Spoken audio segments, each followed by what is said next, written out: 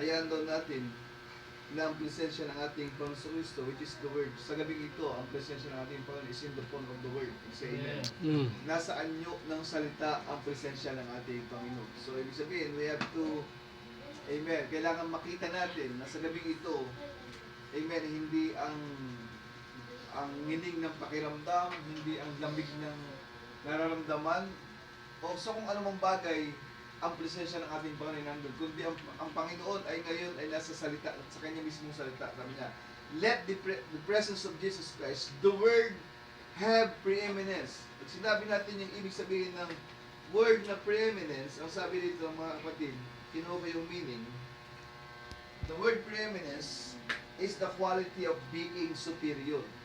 Ibig sabihin, ito ay isang bagay, isang klase ng quality ng pagiging superior. Amen. It is a type of high status or distinction for anything considered to be best something. Ibig sabihin, isa ito sa pinakamataas sa lahat ng bagay na mataas. Isang pinakamahalagang bagay sa lahat ng bagay na mahalaga. At ang sabi dito, hayaan daw natin, let the presence of the Lord sa gabing ito ang may pinakamataas na estado ngayong gabi. Can you say amen? Hindi ang ating mga sariling pagkatao, hindi ang ating sariling dulong, ang sariling nating kaalaman na may pinakamataas na estado ngayong gabi. Walang iba, sabi ng Scripture, ang salita ng ating Panginoon. Let the preeminence, let the Word of God, let the presence of the Lord, the Word is the preeminence. Ibig sabihin, ang pinakamataas na estado ngayong gabi ay hindi ang pastor, kundi ang salita ng ating Panginoon. Amen. Sabi niya mga kapatid, amen. Sabi niya, may isa lang namang place of refuge. The place of where you can let the pressure off. May isang bagay lamang, may isang lugar lamang kung saan pwede nating i-let go ang lahat ng pressure. Tanggalin ang lahat ng tension. Tanggalin ang lahat ng bigat, ng hirap, ng lungkot. Sabi niya, the place where you can let the pressure off is in the book of Psalms chapter 27 verse 5 to 6. Ang sabi nito, for in the time of trouble, sa panahon daw ng trouble, He shall hide me in His pavilion. Ibig sabihin, sa panahon ng trouble, ang Diyos, hallelujah, sabi ng Scripture, sa verse 5. Ayan, ito natin. For in the time of trouble, He shall hide me in His pavilion. Sapagkat sa kaarawan daw ng kabagabagan, makitaas nga si Silvio, lima ng Tagalog, ay iingatan niya ako ng nalihim sa kanyang pulandong. Ibig sabihin, sa panahon ng lungkot, sa panahon ng hirap, sa panahon na meron tayong mga trouble, hallelujah, ang Diyos nandun siya at nag-iingat siya, nilalagay niya tayo sa kanyang pulandong. Ibig sabihin, sa kanyang pavilion. Amen. Sa isang lugar na tayo ay safe. Hallelujah. Amen. Then, that is the place where you can let the pressure off. Yung lahat ng tension, lahat ng pressure, pwede mo siyang pakawalan, pwede mo siyang i-let go, hallelujah, sa ilalim ng presensya ng ating Panginoon. Sa pavilion niya, sabi niya, He shall hide me in His pavilion, in the secret of His tabernacle. Amen? Sa lihim ng kanyang kulandong, sa kublihan, sa kublihan ng kanyang tabernakulo, amen, in the secret of His tabernacle, ay ikukubli niya ako. Amen? Kanyang itataas ako sa ibabaw ng isang malaking bato. And that stone is what that rock is the rock of revelation. Amen. Amen. Doon niya tayo itataas. Hallelujah. Doon niya tayo ipupwesto ng ating Panginoon sa isang bato ng kapahayagan.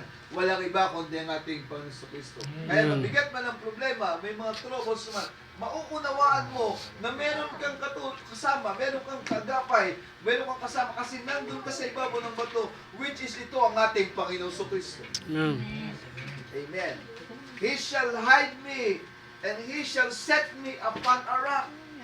Ibig sabihin siya, ilalagay ka niya sa isang klase ng pwesto na matibay. Amen. Amen. Hindi ka niya ilalagay sa kutsyon. Hindi ka niya ilalagay sa dayami, sa talahiban. Kundi ilalagay ka sa isang bato. That rock symbolizes strength. Can you say amen? Amen. Matatag. katatagan, hallelujah.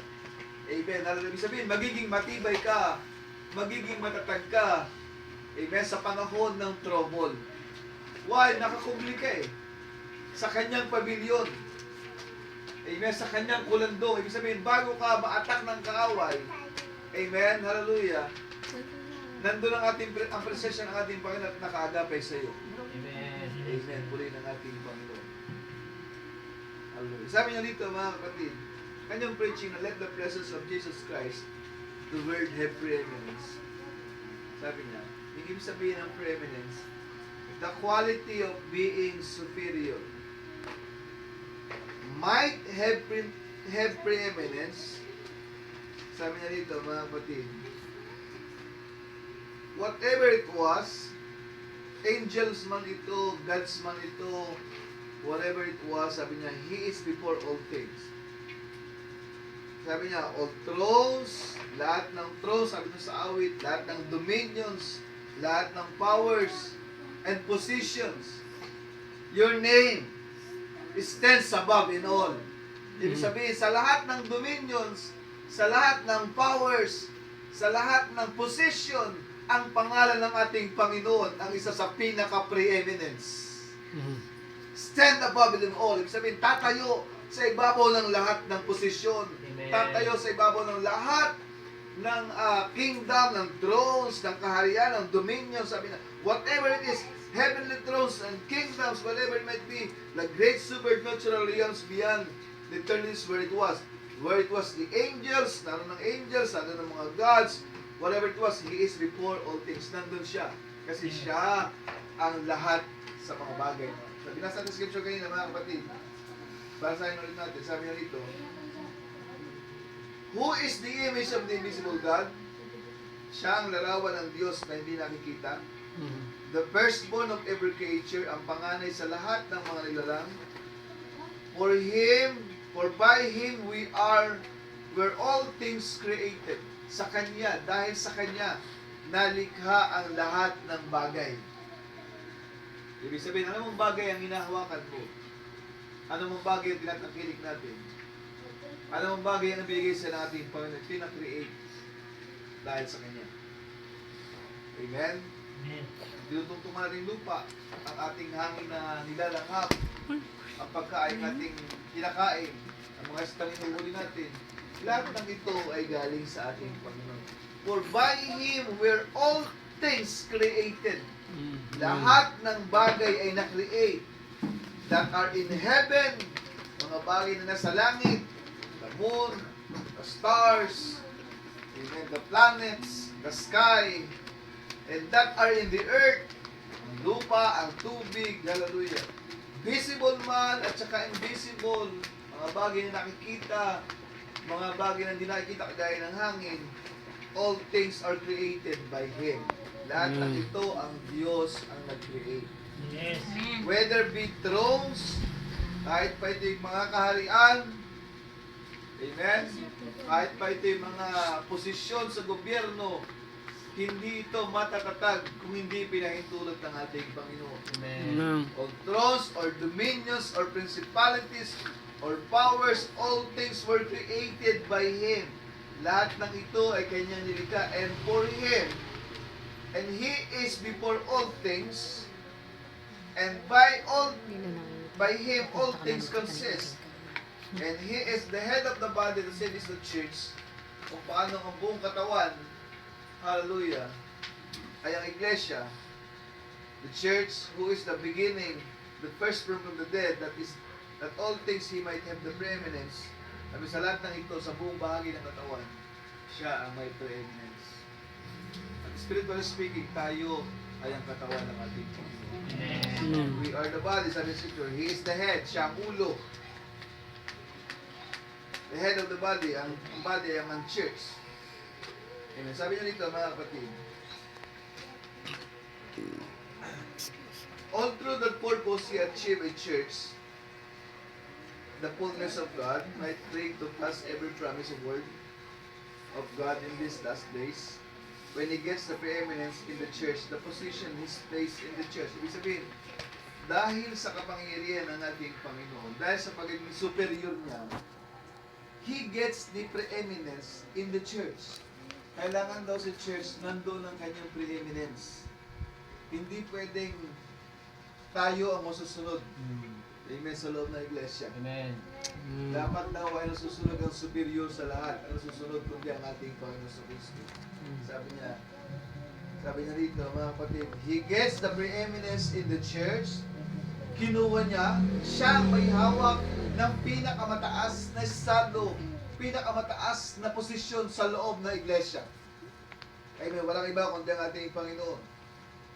He get the preeminence in the church, the position, His place in the church. Dapat ay ipinupwesto natin ang ating Panginoon sa pinakamataas na estado natin sa loob ng ating gawain. Amen. Sa gabing ito, ang pinakasentro dapat ng gabing ito, mga kapatid, walang iba kundi ang ating Panginoon. Amen. Hindi tayo, hindi anong bagay, hallelujah, kundi ang ating Panginoon. So, sabi niya, He is the church, He is the preeminence, He gets the preeminence. Kinuha niya, hawak niya ang posisyon na ito. Amen, in the church. At ang sabi niya, Jesus said, He that believeth on me, the works that I do shall he also, even more than this shall he do. For I go to my Father, sabi niya, that was His purpose, there was the manifestation. Ito pala ang dahilan ng ating Panginoon. Kung bakit, dahil siya ang head natin, yung preeminence na hawak niya ay ibinigay sa ating lahat. Yung kapangyarihang meron siya, ay dapat kapangyarihan meron ka din ngayong gabi. Amen. Amen, hallelujah. Kung kaya niyang mapaglabanan ang lahat ng tukso, pagsubok, amen. Sabi niya, dahil nga doon sa preeminence na meron siya, dahil siya ay nasa atin, kaya din natin gawin niya. Why? Siya ang nasa atin, siya nabubuhay sa atin. Sabi niya, He that believeth on me, sino mang mga naniniwala sa akin, sa mga naniniwala sa akin, nagtitiwala sa akin, nananampalataya sa akin, the works that I do, ang mga bagay na aking ginawa, shall He also, gagawin niya din. Ibig sabihin, ano ba yung ginawa ng ating Panginoon? Kaya natin natin gawin, mga kapatid. Why? Kasi naniniwala tayo sa Kanya. Even more, sabi niya, higit pa nga dito than this shall He do, for I go to my Father. Kahit pupunta ako sa aking Ama, dahil pinagkaloob ko sa inyo, banal na Espiritu, which, sabi na ako din, mismo ang aking sarili, pinagkaloob ko sa inyo, yung preeminence, yung superior sa lahat. Hallelujah, ay nasa iyo. Yung pagiging superior mo sa sakit. Amen? Kaya mong gawin yan. Yung pagiging superior mo sa problema. Hallelujah. Yung pagiging superior mo sa lahat ng pagsubok. Hallelujah. Kaya mong makayanan ito dahil what? Nasa iyo ang ating Panginoon sa Kristo. Yung superiority, yung preeminence. And what is that? The Word of God. Let the presence of the Lord, the Word, have the preeminence. Ito ang napakagandang title ng ating preaching ngayong gabi. Hallelujah. Let the presence of Jesus Christ, the Word, have preeminence. Sabi niya, mga kapatid, what is the purpose kung bakit namatay ang ating Panginoon? Sabi niya, isa sa purpose na ito, and this purpose He might be able to achieve, to have His preeminence working in the church. Amen. Kaya ang Diyos, inialay niya ang kanyang buhay sa krus ng Kalbaryo. Amen. Para maibigay sa iglesia, hallelujah, yung preeminence na kumikilos sa loob ng iglesia. Amen. Dati ang iglesia walang kapangyarihan. Iglesia walang lakas. Iglesia walang Diyos. Pero dahil sa ginawa ng ating Panginoon Kristo, nung maibigay niya ang kanyang presensya sa ating kalagitnaan, mga kapatid, yung preeminence, hallelujah, sabi niya, that is purpose He might be able to achieve, to have His preeminence working in the church. Gusto niyang kumilos ito sa loob ng iglesia. Ayaw niya kasi ng iglesyang walang Diyos. Ayaw niya ng iglesyang walang superior. Can you say amen? Gusto niya ang iglesia na may Panginoong sinusunod. Amen. At walang iba kundi ang salita ng ating Panginoon. Let the Word of God, sabi na, shine for it. First, no matter what anything else looks like. Sabi niya, hayaan nyo. Amen. Paitulot nyo na ang salita ng ating Panginoon. Hallelujah, ang siyang magliwanag sa kalagitnaan ng iglesia. No matter what anything else looks like. Hallelujah. May tatlong bagay, sabi niya. Amen. Sabi niya, may tatlong bagay. The first thing was, ito yung purpose, that God wanted to reveal Himself to the people. Itong tatlong bagay kung bakit ang Diyos ay nag-reveal sa mga tao. Number one, to express Himself para ipahayag niya ang kanyang sarili. To identify Himself with the human beings. Para ma-identify siya, bilang human beings. To reveal Himself in Christ, para maihayag siya, amen, mailantad siya sa ating Panginoon Kristo. The fullness of Godhead bodily is the purpose pala why ang ating Panginoon ay, hallelujah, ay lumitaw at ma-reveal at malantad, sabi niya, para maipakita niya, ma-express niya ang kanyang sarili. Kagaya nga ng batas ating sinasabi, isa sa attributes of being God is God is a Savior, Redeemer. Paano siya magiging Redeemer kung wala naman siyang tutubusin? Amen. Nagkasala. Amen? Paano siya magiging Savior kung wala namang siyang ililigtas? Uli ng ating Panginoon. To express Himself, to identify Himself with human beings, to reveal Himself in Christ, the fullness of the Godhead. Pangalawa, to have the preeminence in His body of believers. Aside from that, dahil nga na-identify na siya bilang, hallelujah, ang ating Panginoon, ay kailangang mailagay niya yung preeminence niya sa kanyang mga mananampalataya.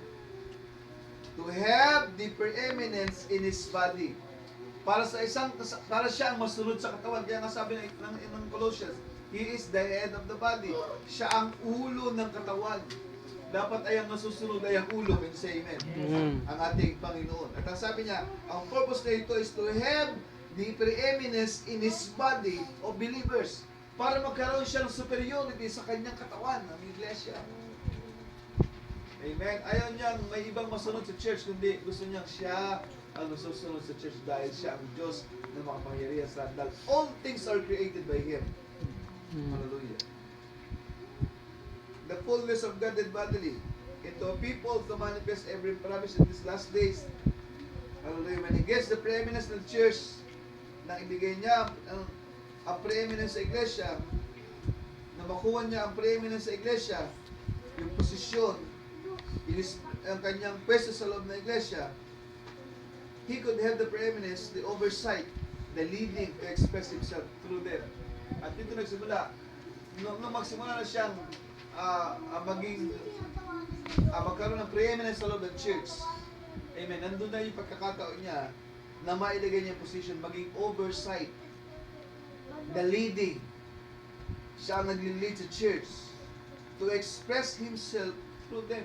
At aside from that, kailangan niya, hallelujah, na maipahayag natin ang kanyang buhay sa pamamagitan ng buhay natin. Pangatlo, and thirdly, to restore the kingdom of it to its rightly position. Para maipanumbalik muli ang kaharian ng ating Panginoon sa tamang pwesto niya. Dahil sa kasalanan nangyari sa tao, naihiwalay ang tao sa presensya ng ating Panginoon. At hindi kompleto ang kaharian ng Diyos kung hari lang ang nandun at wala ang reyna. Can you say amen? Sabi niya, to restore the kingdom to its rightly position. Kasi sa kaharian ng Panginoon, may posisyon ang reyna. Amen. Nandun ang hari, nandun ang reyna, nandun yung mga servants. Hallelujah. Paano maibalik ang reyna sa loob ng palasyo, ng kaharian ng ating Panginoon? The purpose of that, kung bakit yung preeminence, hallelujah, ng Diyos ay ginawa niya to restore the kingdom to its rightly position. Para maibalik muli ang larawan ng kaharian ng Diyos sa tamang itsura nito. Can you say amen? Dahil yung Eva niya ay nalayo because of sin. Naihiwalay tayo dahil sa kasalanan, sa hindi natin pagsunod sa ating Panginoon. Kaya ang purpose kung bakit siya naiyan, naglagtad ng kanyang sarili, Amen. Maikapagkaloob niya ang kanyang sarili para muli tayong maipanumbalik sa original nating kondisyon. Amen. Amen. Yung magandang harmony, yung fellowship natin sa ating Panginoon. Naniniwala ako sa kaharian ng ating Panginoon may isang magandang fellowship. Can you say amen? Amen. May magandang harmony ang fellowship. Amen. At ito ang nire-restore ng ating Panginoon. To restore the kingdom to its rightly position that fell by sin by the first Adam back to where he walked in the cool of the evening. Kasi doon sa panahon sa Garden of Eden, napakaganda ng fellowship ng ating Panginoon tsaka ni Adan at ni Eva. Every time na gusto mo makapag-fellowship ng ating Panginoon, bumababa siya. Sabi ng scripture, in the cool of the day, at nakikipag-usap siya, nakikipag-fellowship sa kay Adan, kay Eva. At ito ang dahilan kung bakit kailangan ma-restore ng ating Panginoon ang lahat ng ito. Amen. In rightly position. Yung preeminence. Hallelujah. Na meron dati si Adan at si Eva sa Garden of Eden. Yung kapangyarihan, yung dominion binigay kay Adan, kay Eva sa Garden of Eden, gustong i-restore ng ating Panginoon. Hallelujah. Let the presence of Jesus Christ, the Word, have preeminence. Nagbili na ito mga kapatid. Sabi niya, He's proved to you that He is great, He is God. Greater is He that is in you than He that is in the world. Gusto niyang patunayan sa inyo na siya ay Diyos. God, sabi niya, greater is He. Dakila siya na nasa inyo kesa sa Kanya na nasa sanglibutan. Amen. Hallelujah. Bago magsimula itong battle na ito, nung magsimula yung labanan, when this great battle begins, sabi niya, there had to be a mutual meeting place. Nagkaroon ng isang mutual meeting place sa labanan, sa gera, at walang iba kundi ang iyong mind. Sabi niya, that battlegrounds begin in the human mind. There is where the battle starts. Doon daw nagsimula ang labanan, unang labanan. The human mind was chosen for the place of the battle, where it was begin, and that is because the decisions are made from the mind in the head. Doon sa Garden of Eden, di ba? Doon ang unang nagsimula ang unang labanan dahil nga, hallelujah, dinaya ng serpente sa Eva doon sa Garden of Eden. Amen. The battle is in the mind. Hallelujah. In decision, the human mind was chosen for the place of the battle, where it was begin. Because that decisions are made. Ang decision daw ay nagaganap, hallelujah, sa loob ng ating kaisipan. Amen? Sabi niya, that is where Satan meets you. At doon ka kinakatagpo ni Satanas. And the decisions are, because that God made man that way, and that's your battleground. Hallelujah. Yun ang pinaka-battleground. Therefore, sabi niya, yung putak ng tao, yung ating kaisipan, sabi niya, and that decisions, hallelujah, sabi niya, in your mind is the battleground. Your battleground is back here at the beginning. Sabi niya, ibinabalik ng Diyos, hallelujah, ang lahat ng ito. Kaya nga sabi niya, let this mind be in you. Para mawala na yung battleground. Kaya gusto ng Diyos na yung isip niya ay maging isip mo. Dahil yung isip natin na battleground, kung saan si Satanas, yun ang kanyang inaatake yung ating mga desisyon. Gusto itong alisin ng ating pagtan natin ng isip ng ating Panginoon. Para walang battle. Lahat ng makita mo, lahat ito ay victory. Say amen. Amen. Lahat ng iyong natatanaw, lahat ng ito ay victory. Sabi ng Panginoon kay Moses, bawat tungtungan mo, sa'yo yan.